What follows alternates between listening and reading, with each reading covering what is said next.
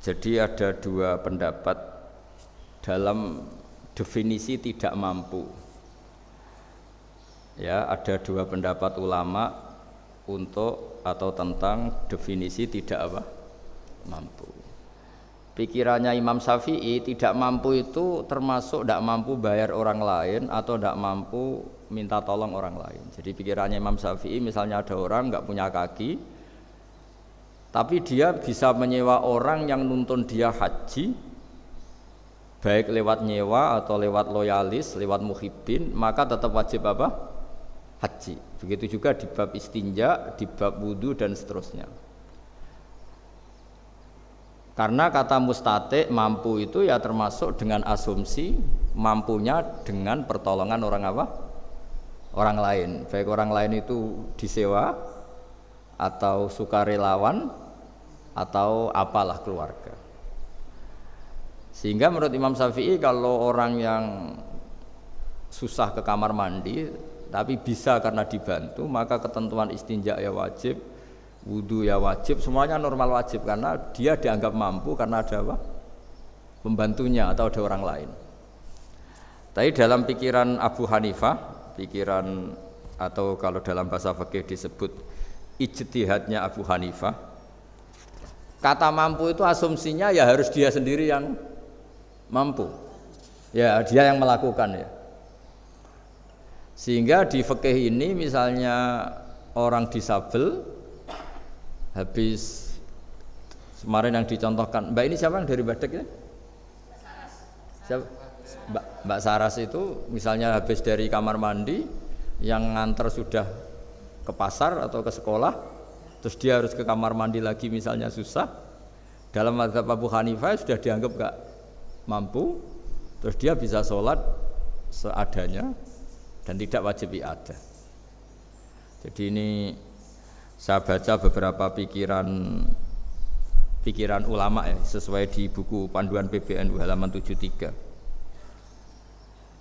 Ar-rajulul maridu idza lam takun lahu imra'atun wala amatun walahu ibnun aw akhun wa huwa la yaqdiru 'alal wudu qal yuwaddi'uhu ibnuhu aw akhuhu ghairal istinja fa innahu la yamussu farjahu wa yaskutu anhu. Jadi ada seseorang sakit, dia gak bisa wudu, bisanya wudu kalau diwudukan anaknya atau saudaranya, ya dia harus tetap wudu. Tapi nanti misalnya dia harus sesuci, gak usah sesuci karena nanti efek dari sesuci itu kan kepegang orang lain, yang efeknya justru wudunya menjadi apa? Batal. Selain urusan malu lah ya. Karena fikih tidak bakas malu, bakas sah tidak sah. Terus wal mar'ah al maridah idza lam yakun laha zaujun, makanya ini catatannya kalau perempuan ya harus suaminya karena satu-satunya orang yang boleh melihat auratnya itu hanya apa? Suaminya. Walaha bintun au ukhtun tuwaddiuha wa yaskutu anhal istinja. Wala yakhfa anna hadha tafsil yajri fi man sallat yadahu li annahu fi hukmil marid. Begitu juga orang-orang yang tangannya enggak berfungsi misalnya. Nah ini terus anna madzhab Abi Hanifah annal marid idza ajaza anil ima bi ra'si jazalahu tarkus salat sampai fa in syafiya ba'da mudi yaumin fala qada alaih. Intinya ini perdebatan tentang definisi tidak mampu. Ya, saya ulang lagi, definisi tidak mampu. Tidak mampu itu menurut pikiran Abu Hanifah ya tidak dengan asumsi dibantu orang lain. Tapi kalau pikirannya Imam Syafi'i tidak mampu artinya dengan segala kemungkinan dibantu orang lain pun tidak mampu. Tapi kalau dia orang kaya mampu menyewa orang yang mudoni atau kiai yang punya loyalis ya, punya muhibbin yang mudoni, itu masih dianggap apa? Mampu. Jadi itu pikiran-pikiran antara Abu Hanifah dan Imam Syafi'i.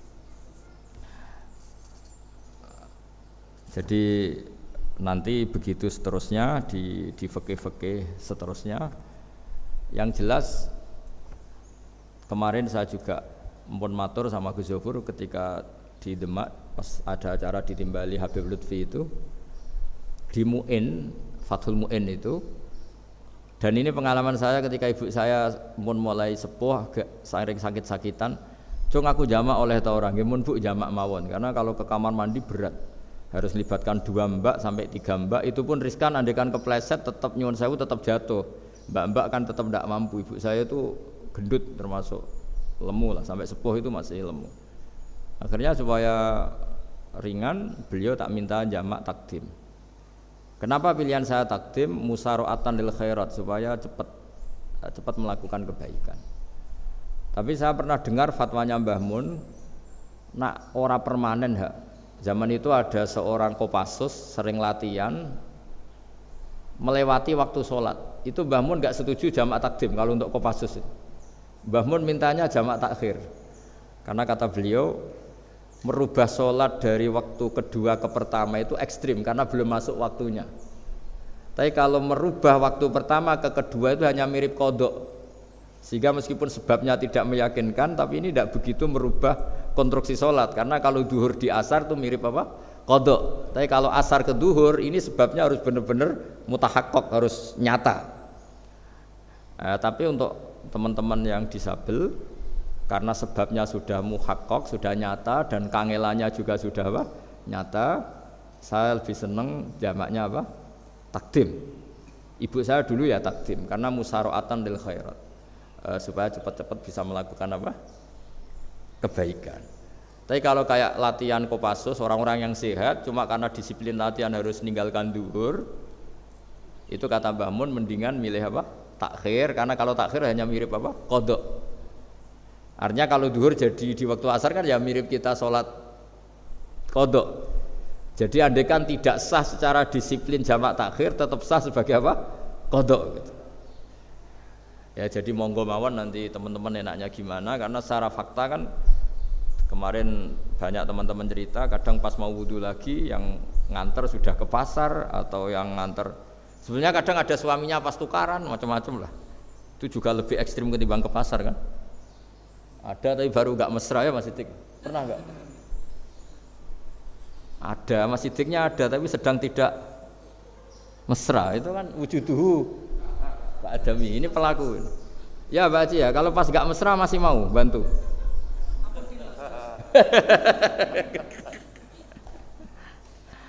Jadi, tapi intinya itu, nah ini yang sebagai obat saya baca hadis ini berkali-kali di hati saya, terus di mental saya juga sering punya banyak masalah, dan alhamdulillah juga sering didatangi orang-orang bermasalah.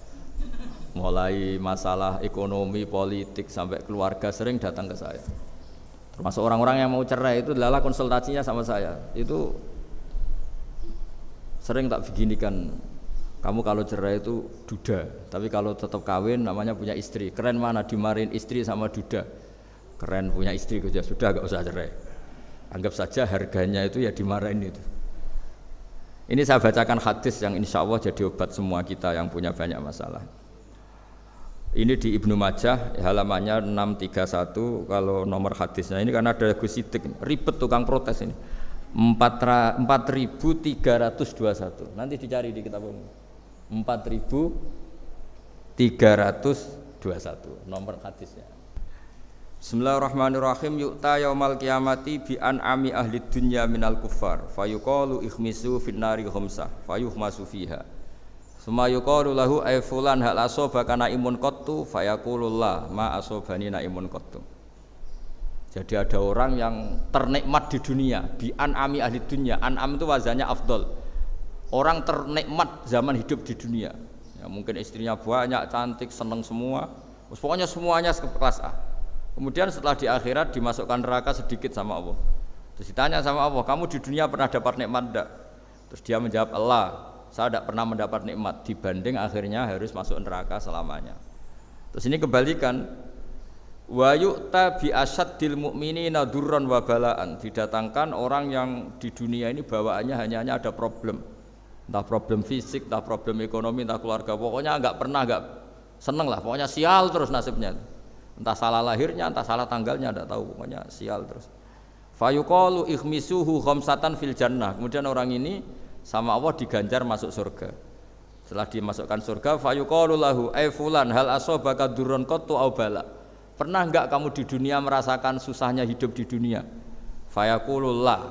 Saya sama sekali tidak sakit. Karena di dunia ini kan maksimal paling 80 tahun. Kita pernah kecil enggak mikir kan sampai 10 tahun. ABG puber bayangane ngayal untuk bojo ganteng ya ora susah. Habis itu nikah ya sudah seninya ya macam-macam. Ya pokoknya walhasil antara masalah dan nikmat itu masih banyak nikmat. Nanti setelah kita masuk surga itu ditanya sama Allah, pernah enggak kamu menderita di dunia? Tidak Gusti sama sekali. Ma asobani qattu durrun wala balaun. Makanya saya berharap apapun masalah kita di dunia, orientasi kita ini sholat, orientasi kita ini nyari ridhonya Allah, sehingga semua yang kita alami itu menjadi sepele. Makanya saya kemarin matur sama Mbak Atia sama teman-teman disabel, kita kembali ke kiai-kiai dulu. Selalu kalau pidato terutama nikmati iman dan apa? Islam. Bahwa faktanya kita ini punya nikmat terbesar yang mengalahkan semua nikmat, yaitu iman dan Islam. Meskipun kita dalam berkeluarga mungkin konflik, mungkin suami itu enggak pati bener, istri enggak bener, tetangga enggak bener, macam-macam lah. Sanggup itu sepele semua karena kita punya nikmat terbaik yaitu apa? Iman dan Islam. Pokoke menunggus meniku mawon. Pokoke imane ra oleh pincang, ra oleh kopok.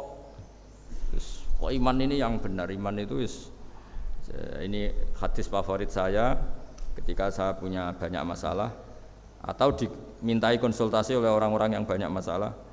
Itu nanti orang-orang yang paling nikmat di dunia ketika ditanya, karena faktanya nanti masuk neraka bilang enggak pernah mendapat apa? Nikmat. Sebaliknya orang yang paling sial di dunia ketika akhirnya masuk surga nganggep semuanya itu tidak ada masalah.